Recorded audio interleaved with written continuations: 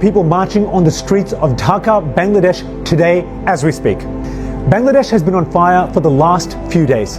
Mass protests have erupted across the country, across all major cities, over the death of Sharif Osman Hadi, a Muslim youth leader.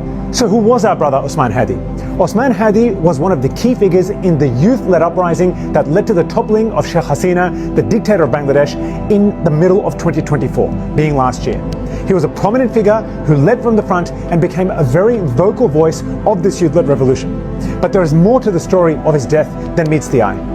You see, one of the things that Osman Hadi was most vocal about was the involvement and interference of India as a foreign power in the affairs of Bangladesh. He was highly critical of Sheikh Hasina being a puppet of India and being a figure that was used to meddle in the affairs of Bangladesh and its people and their well-being. So he continued to criticize India's meddling in the affairs of Bangladesh well after the revolution had taken place, because India has not let go of its control and its attempt to influence events on the ground in Bangladesh. There is a huge suspicion amongst people in Bangladesh that India has something to do with the assassination of Osman Hadi.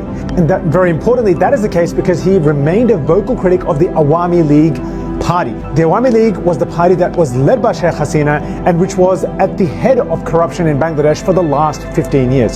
So Osman, being a critic of the Awami League, was seen as a prime target of the Awami League in trying to eliminate its political opponents. In fact, the political platform that Hadi was affiliated with has released a statement today saying that by the leave of Allah, a great revolutionary martyr has been taken from him in the struggle against India. This is a resounding statement that goes to the heart of the hatred of the people of Bangladesh against the meddling of India in Bengali affairs. To understand why the youth and the people of Bangladesh generally are on the streets today, you need to understand this point. That so much of the struggle that the youth-led movement engaged in was on the involvement of India in the affairs of Bangladesh. Its nefarious influence, its attempt to create a geopolitical bloc for itself at the expense of the Bangladeshi people and their sovereignty.